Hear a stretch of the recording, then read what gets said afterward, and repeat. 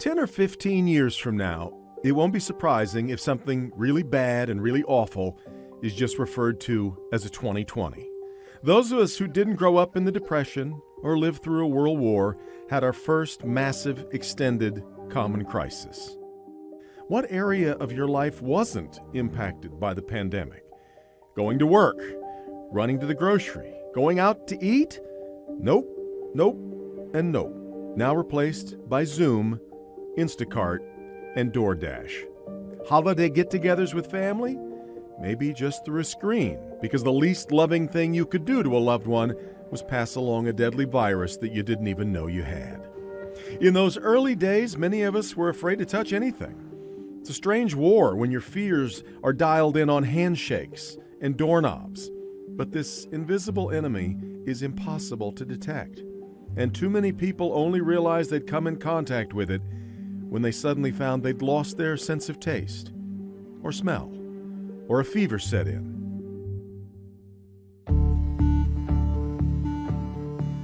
Testing was a mess, especially early on, but the tests came back positive for almost 30 million Americans. Most of them fought it off at home, barely noticing. But others headed for the hospital, and that's where sometimes an overwhelmed nurse would hold an iPad so that someone could say a final, sadly inadequate, digital goodbye. 2020, the year of so much grief, but without proper grieving. So often in our 245-year history, when despair has come knocking, Americans have found a way to draw together. But in many ways, that didn't happen this time. In fact, coronavirus had the opposite effect, it seemed. Wearing a mask somehow became a political act. Online warfare broke out over the most unlikely of subjects, like hydroxychloroquine. You are in violation of my constitutional rights. Something closer to actual warfare broke out in spats between Americans divided over proper COVID precautions. And as we head into the second year of COVID, the fights remain intense. Debates over the limits of power, and over how much is too much and how much just isn't enough, from stimulus checks to restaurant restrictions. And for a long, long time, we'll be revisiting and debating the big decisions and whether they saved lives or lost them. We're just trying to do what we can to make sure that we take care of our most vulnerable folks here in Detroit. I had one stop where she had tears in her eyes. Give back, make your mark on the world. And yet, let's not miss it. We've tried hard in our newscast to celebrate the good. So many people did answer the bell. First responders who insisted they weren't heroes when so clearly they were.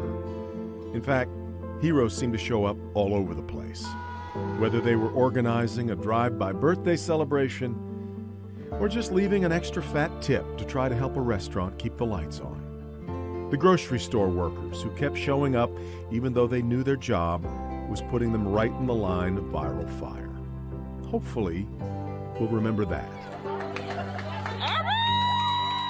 And if you're lucky, if you didn't lose a loved one, or a job, or a home, maybe you'll remember 2020 as the year your family was drawn together, when simpler things helped us slow down and reorder our priorities just a little. 500,000 lives lost will do that.